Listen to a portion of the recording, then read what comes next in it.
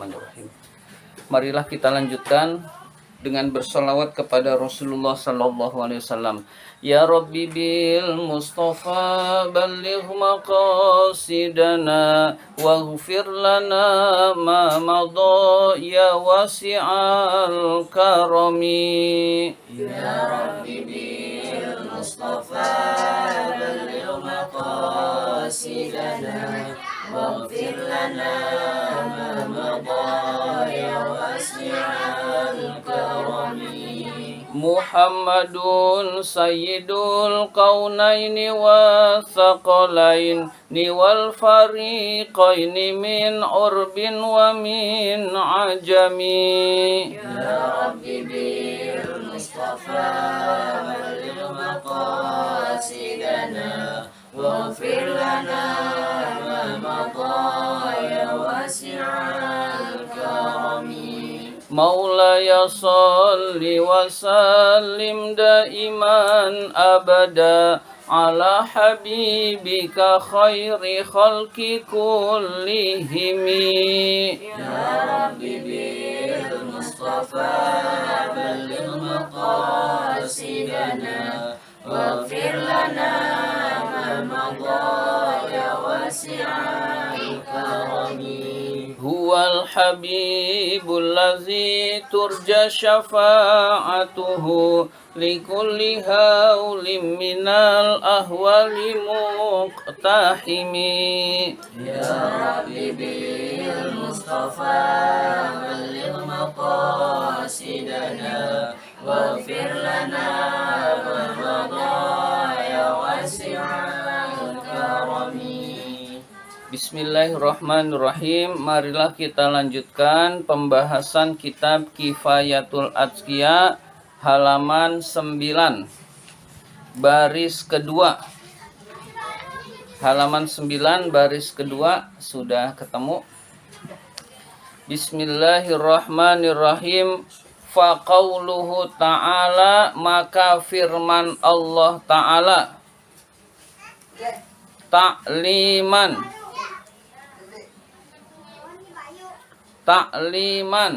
karena mengajarkan, li ibadihi kepada hamba-hambanya.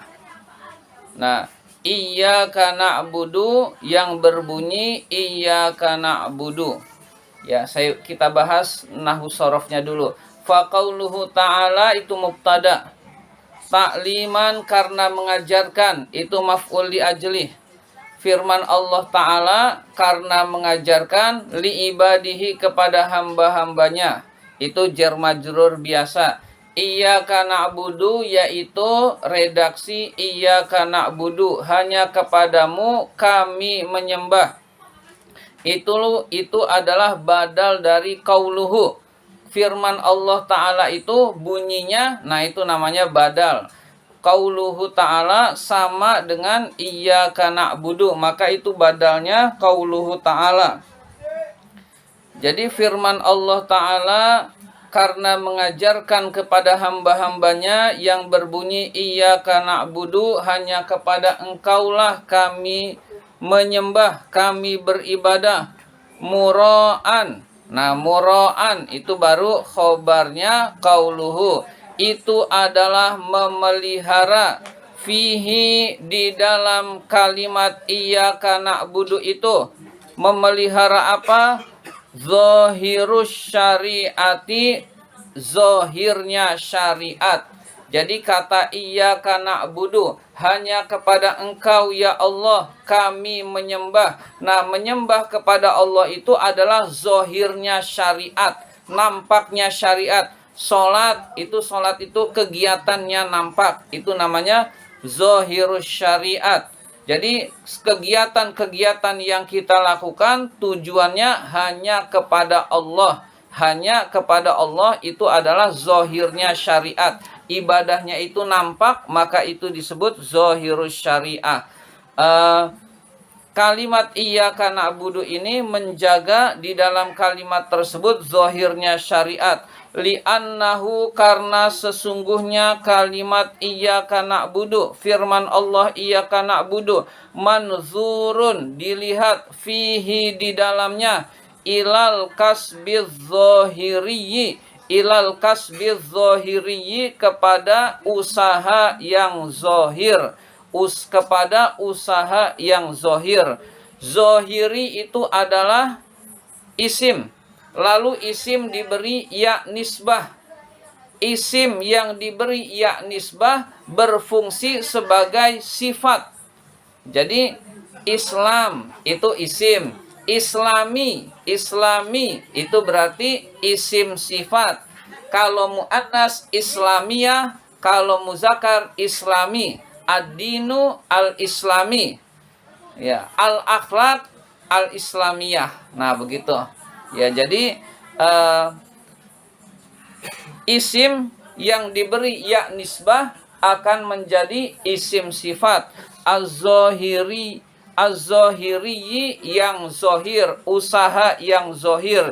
Jadi iyyaka na'budu, na'budu itu menyembah kepada Allah, menyembah kepada Allah itu al-kasbuz zahiri, usaha yang zahir, yang nampak, yang kelihatan. Allazi huwa, yang dia merupakan fi'lul abdi, pekerjaan seorang hamba. Jadi ibadah itu adalah pekerjaan seorang hamba. Ibadahnya nampak, sholatnya nampak, zakatnya nampak, kelihatan mengeluarkannya. Puasa nampak, nampak sahurnya, nampak buka puasanya. Kemudian bersedekah nampak, itu adalah ibadah-ibadah. Kemudian iyyaka ditujukan hanya kepada engkau ya Allah. Nah, itu namanya syariat, zahirus syariat. Zahirus syariat diajarkan oleh Allah di dalam redaksi iyyaka na'budu, kepada engkaulah kami menyembah. Wa qauluhu, dan firman Allah. Nah, wa qauluhu itu mubtada lagi. Iyyaka nasta'in, yang berbunyi iyyaka nasta'in. Nah, iyyaka nasta'in adalah badalnya qauluhu. Ya, qauluhu itu sama dengan iyyaka nasta'in. Firman Allah yang berbunyi iyyaka nasta'in, dan hanya kepada engkaulah kami mohon pertolongan.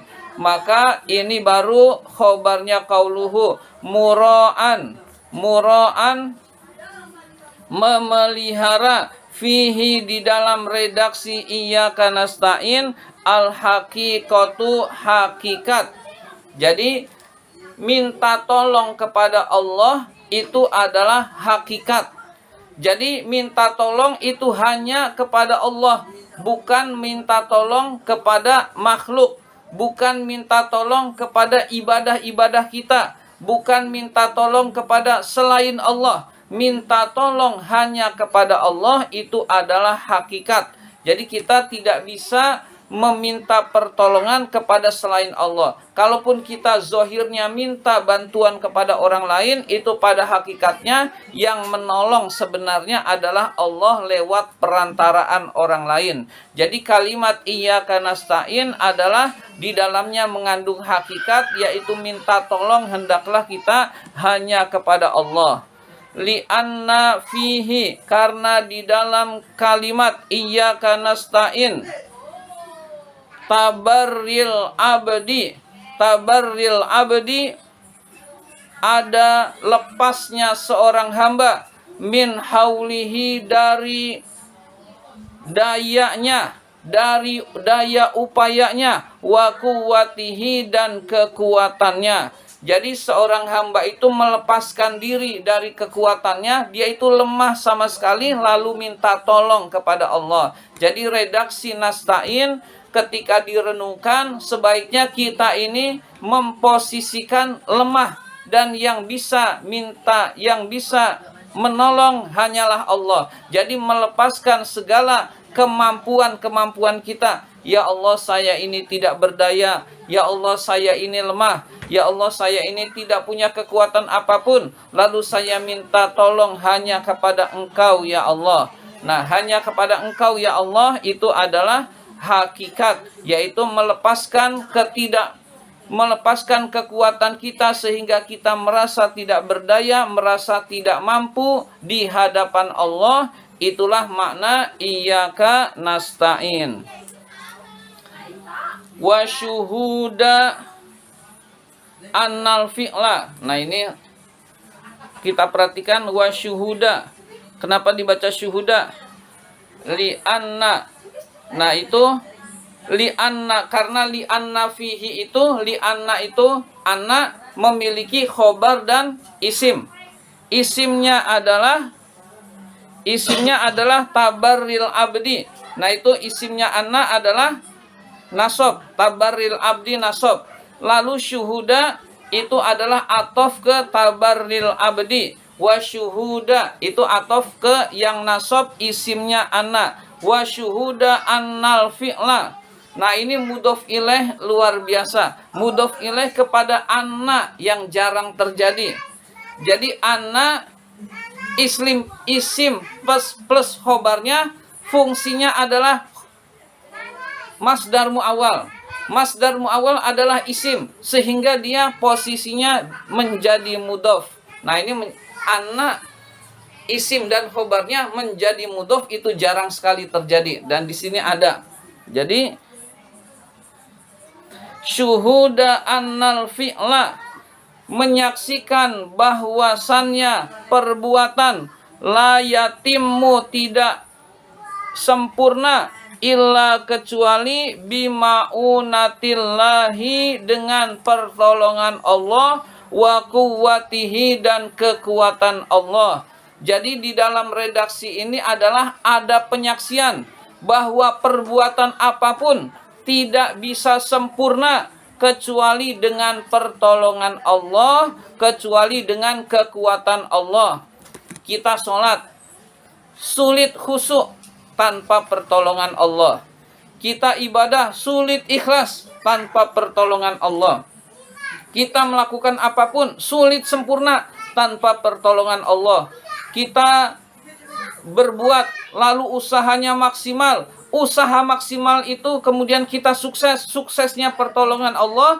Usaha maksimal kita pertolongan Allah. Jadi segala apapun yang ada lalu dinilai sempurna oleh orang lain itu karena pertolongan Allah. Dan di dalam yang kita anggap sempurna sebetulnya masih banyak kekurangan, karena yang sempurna itu hanyalah Allah Subhanahu wa ta'ala. Wah, acaranya bagus, meriah, hebat, tanpa kekurangan. Itu sebetulnya pasti ada kekurangan. Cuman nggak dilihat, cuma nggak digubris, cuma nggak kelihatan. Tapi tetap ada kekurangan karena yang sempurna hanyalah Allah. Kalaupun itu dianggap sempurna, sempurnanya pun anugerah pertolongan Allah Subhanahu wa ta'ala. Jadi semua perbuatan itu adalah karena pertolongan Allah dan karena kekuatan Allah. Nah itu seorang hamba harus merasa lemah. Ketika sudah merasa lemah, tidak berdaya, dan juga sudah merasa tidak, dirinya itu tidak ada, maka itulah adalah makom hakikat. Jadi merasa dirinya lemah, tidak berdaya, lalu merasa dirinya tidak ada, yang ada hanyalah Allah, itu sudah sampai kepada makom hakikat. Walhasilu, kesimpulannya. Walhasilu artinya kesimpulannya. Walhasilu, kesimpulannya. Nah itu mubtada, khobarnya yang setelahnya. Yajibu, wajib. Nah itu khobarnya walhasilu. Yajibu, wajib. Alal abdi, atas seorang hamba. Ayya'mala, untuk mengerjakan. Bijami ima amarallahu bihi, seluruh apa-apa yang diperintahkan oleh Allah kepadanya. Jadi kesimpulannya adalah seorang hamba itu wajib melaksanakan semua apapun yang diperintahkan oleh Allah kepadanya. Jadi memaksimalkan, yang wajib harus dilaksanakan, yang sunnah maksimalkan laksanakan. Kalaupun ternyata tidak dilaksanakan, itu kita sudah memaksimalkan, tetapi kita berusaha yang sunnah pun dilaksanakan. Jadi setiap seorang hamba berkewajiban memaksimalkan diri untuk taat mengerjakan perintah-perintah Allah. Wa yajtanibu dan menjauhi jami ama, seluruh apa-apa nahahullahu anhu, yang Allah larang baginya, yang Allah larang kepadanya. Jadi seluruh yang Allah larang wajib dijauhi. seorang hamba itu wajib menjauhi. Walakinnahu, tetapi dia itu seorang hamba. Walakinnahu, tetapi dia la yulahizu, tidak memandang, anna amalahu, bahwa amalnya lah, huwallazi yunjihi, dialah yang menyelamatkannya. Jadi setelah melaksanakan perintah-perintah Allah, setelah menjauhi larangan-larangan Allah secara maksimal kedua-duanya, seorang hamba tidak boleh memandang bahwa dia selamat karena amalnya, karena perbuatannya, itu tidak boleh. Jadi seorang hamba urusan dia maksimalkan amal taat pada Allah, maksimalkan menjauhi seluruh larangan Allah. Setelah itu dia tidak boleh memandang bahwa dia selamat karena amal perbuatannya, itu tidak boleh. Nah, itu namanya hakikat. Wahuwa, dan dia, wahuwallazi, dan amal itulah yang yudkhiluhul jannata, memasukkan dia ke dalam surga. Jadi seorang hamba tidak boleh memandang bahwa amalnya lah yang menyebabkan dia masuk ke dalam surga, itu tidak boleh. Tetapi ini adalah anugerah Allah. Bisa selamat anugerah Allah, bukan karena amal kita. Nah, itu harus kita sadari. Urusan kita, perintah Allah laksanakan, larangan Allah jauhi. Lalu kita mendapat nikmat, ini anugerah Allah, bukan karena amal saya. Amal saya itu nggak ada apa-apanya. Kalaupun besar, dibantu oleh Allah. Kalaupun ikhlas, dibantu oleh Allah. Seringnya tidak ikhlas dan kita tidak tahu ikhlas apa tidak. Jadi banyak kekurangan-kekurangan amal kita, sehingga seorang hamba itu harusnya memaksimalkan amal, lalu tidak memandang anugerah-anugerah Allah itu karena amal perbuatannya. Jadi masuk surga bukan karena amal kita, karena kasih sayang Allah. Kita mendapat nikmat yang luar biasa bukan karena amal kita, tapi karena anugerah Allah Subhanahu wa taala. Walaulahu, jikalau tidak karena amal, lama hasola, maka tidak berhasil, lahu, bagi orang tersebut, zalika, hal demikian itu, masuk ke dalam surga itu. Jika tidak karena amal saya, maka saya tidak masuk ke dalam surga. Maka ini adalah tidak boleh dilakukan. Walaulahu, jika tidak karena amal, lama, maka tidak hasola, berhasil, lahu, bagi orang tersebut, zalika, surga tersebut. Kalau tidak karena amal saya, maka saya tidak masuk surga. Nah, ini adalah keliru. Meskipun dia sudah memaksimalkan, tetapi ucapan ini tidak boleh terucap. Tetapi, nah yang benar adalah tetapi, yulahizu, seorang hamba itu memandang, bil amali, amalnya itu,